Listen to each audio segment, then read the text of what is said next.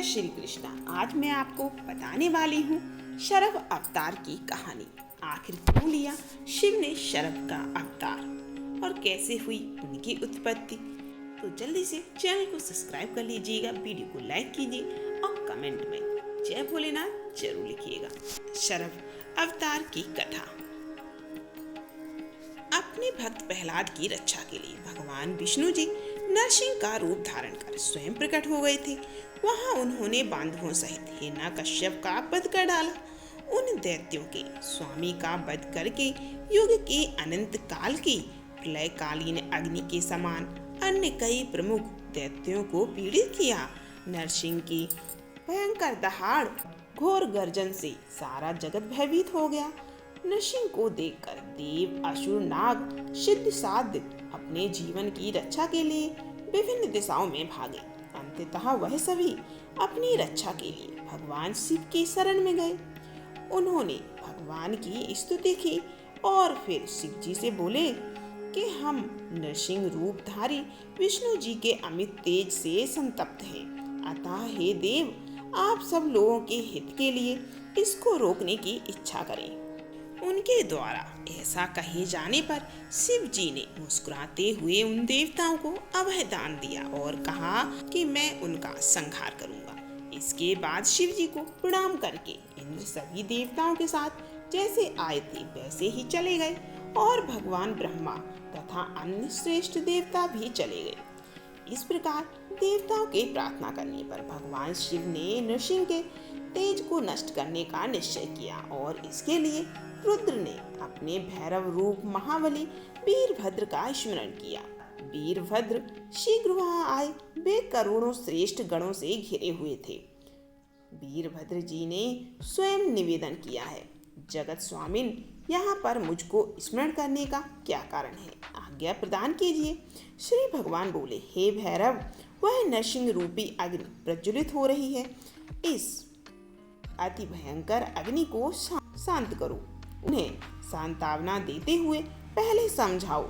यदि उससे वह शांत नहीं होती है तब मेरे महाभयंकर भैरव रूप को दिखाओ। इस प्रकार आज्ञा प्राप्त किए हुए गणेश्वर वीरभद्र शांत स्वरूप धारण करके वेग पूर्वक वहां पहुंच गए जहां नरसिंह विराजमान थे। तदंतर भगवान वीरभद्र जी ने पहले तो नरसिंह रूपधारी उन विष्णु की स्तुति गाई, फिर उनको समझाते हुए उनसे बोले, हे केशव, जिसके लिए आपने ये अवतार लिया है हिरण्यकश्यप आपके द्वारा मारा जा चुका है। आपका नरसिंह रूप बहुत भयानक है। हे विश्वात्मा, मेरी उपस्थिति में आप अपने इस रूप को बदल लें। वीरभद्र जी के शब्दों को सुनकर नरसिंह जी ने पहले से अधिक तुम जहाँ से आए हो वहाँ चले जाओ, हित की बात मत बोलो। मैं इस समय इस चराचर जगत का संहार कर प्रवर्तक तथा निवर्तक हूँ। शक्ति संपन्न ब्रह्मा, इंद्र आदि देवता मेरे ही अंश हैं। पूर्व काल में चतुर्भुज ब्रह्मा मेरे नाभि कमल से उत्पन्न हुए थे और उनके ललाट से भगवान वृषध्वज शिव उत्पन्न हुए थे। अतः मेरी शरण प्राप्त करके तुम संताप रहित होकर यहाँ से जाओ। के भूतों के महेश्वर, तुम मेरे इस परम भाव को समझो। मैं काल हूँ, मैं काल के भी विनाश का कारण हूँ। मैं लोगों का संहार करने में प्रवृत्त हूँ। हे वीरभद्र, मुझको मृत्यु की भी मृत्यु जानो। ये देवता भी मेरी कृपा से जी रहे हैं। नरसिंह जी के इन अहंकारपूर्ण बातों को सुनकर वीरभद्र बोले, क्या आप संहार करता पिनाकधारी विश्वेश्वर शिव को नहीं जानते? गलत बात विवाद करने से केवल आपका विनाश होगा। अपने आत्मा के द्वारा आत्मा को रोक लो, नहीं तो मृत्यु तुम्हारे ऊपर गिरेगी। इस प्रकार सब कुछ सोचकर अपने रूप को पूर्ण रूप से समेट लीजिए, अन्यथा महाभैरव रूपी रुद्र के क्रोध का वह शरभ रूप आप पर मृत्यु बनकर उसी प्रकार गिरेगा जैसे पर्वत वज्र गिरता है। श्री भगवान बोले, हे भैरव, वह नरसिंह रूपी अग्नि प्रज्वलित हो रही है। इस अति भयंकर अग्नि को शांत करो। उन्हें सांत्वना देते हुए पहले समझाओ। वीरभद्र के इस प्रकार कहने पर नरसिंह क्रोध से व्याकुल होकर गरजने लगे और तीव्र वेग से वीरभद्र जी को पकड़ने का प्रयास करने लगे। इसी बीच विपक्ष में भय उत्पन्न करने वाला महाभयंकर गगनव्यापी तथा दुधुर्ष शिव तेज उत्पन्न हुआ। उस क्षण वीरभद्र जी का जो रूप दिखाई पड़ा वह न स्वर्णमय था, न चंद्रमा से उत्पन्न था, न सूर्य से उत्पन्न था, न अग्नि से उत्पन्न था, न विद्युत के समान था और न चंद्र के समान तुल्य था। वह शिव से संबंधित अनुपम रूप था। उस समय सभी तेज उस शिव में विलीन हो गए और शरभ नृसिंह ये दोनों व्यक्ति रूप प्रकट हुए। वह रूप भयंकर आकृति वाला तथा रुद्र के विशिष्ट चिन्हों से युक्त प्रकट हुआ। सभी देवताओं के देखते देखते शिव रूप 1000 भुजाओं वाले हो गए।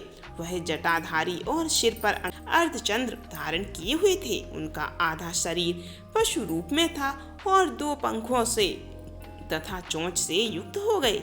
उनके दांत विशाल तथा अति तीक्ष्ण थे। वे नीलकंठ थे तथा भयंकर और गंभीर ध्वनि कर रहे थे। उनके तीनों नेत्र क्रोध से फैले हुए विशाल आग के गोले के समान हो गए। उन सरव रूप को देखते ही नरसिंह जी का बल तथा पराक्रम नष्ट हो गया। इसके बाद हर रूप सरव ने उनके पैरों को अपने पूंछ से बांधकर और अपनी भुजाओं से उनके बाहुमंडल को कस लिया और इसी प्रकार शरव नृसिंह जी को लेकर आकाश में उड़ गए। उनके पीछे आकाश में देवता और महर्षि भी गए। उन सरव द्वारा परवश निसहाय दिशा में ऊपर ले जाते हुए हाथ जोड़कर नरसिंह जी ने परमेश्वर शिव की स्तुति की।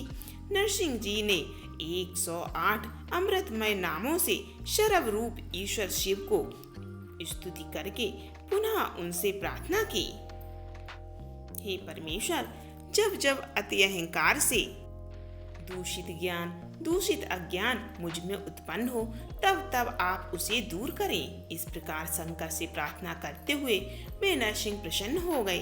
तब वीरभद्र जी ने कहा, आप वास्तव में अशक्त हैं और जीवन के अंत में पराजित हुए हैं। इसके बाद वीरभद्र जी ने क्षण भर में ही नरसिंह रूपधारी विग्रह को बचे हुए मुख वाला करके शेष विग्रह से त्वचा खींचकर उन्हें मात्र हड्डियों से युक्त कर दिया और इस प्रकार वह विग्रह अति श्वेत वर्ण वाला हो गया। तब वहां सभी देवताओं ने मिलकर प्रसन्न चित्त होकर वीरभद्र जी की स्तुति की। देवता बोले, हे वीरभद्र, यदि हम सभी देवता आपके उसी प्रकार जीवित हैं जैसे वृक्ष मेघ से जीवन प्राप्त करते हैं, जिसके भय से अग्नि जलती है, साक्षात सूर्य उगता है और वायु बहती है, वह आप ही हैं। आप हमारे परमेश्वर हैं, आपका अंत नहीं है, ऐसा जानिए। ये भगवान, कभी भी हत न होने वाले महान बल से युक्त आप यहाँ पर हम लोगों की रक्षा कीजिए। तत्पश्चात वीरभद्र ने उन देवताओं तथा प्राचीन ऋषियों से कहा, जैसे जल में जल, दूध में दूध तथा घृत में घृत डाले जाने पर एक हो जाता है, वैसे ही विष्णु जी शिव में लीन हैं, इसमें कोई अंतर नहीं है। यही नरसिंह रूप है जो कि दर्प सहित महाबलवान है।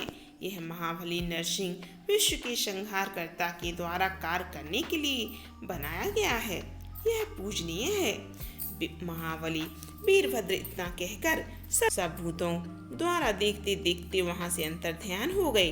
तब से शंकर नरसिंह के चरम को वस्त्र रूप में धारण करते हैं, अर्थात नरसिंह प्रतिवसन हो गए। शंकर जी मुंडमाला में सिंह का मुंड मुख मुंड हो गया तथा मणि के रूप में शोभा पाने लगा। इसके बाद विस्मय से प्रसन्न देवतागण आतंक से मुक्त होकर और अपने अपने धाम को चली गई। तो कैसी लगी आपको ये जानकारी कमेंट करके जरूर बताइएगा। फिर मिलते हैं अगली कथा में।